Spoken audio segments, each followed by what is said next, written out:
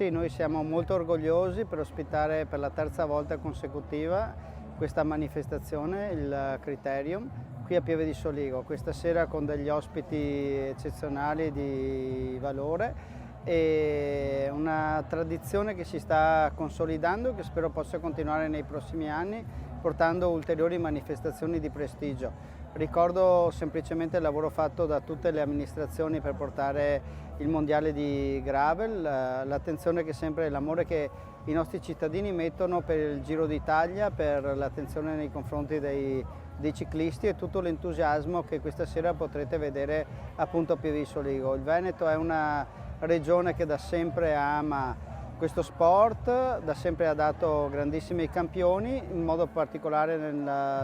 nella provincia di Treviso, e speriamo di essere ripagati nei prossimi mesi anche da ulteriori grandi manifestazioni che possono avere una ricaduta sul nostro territorio.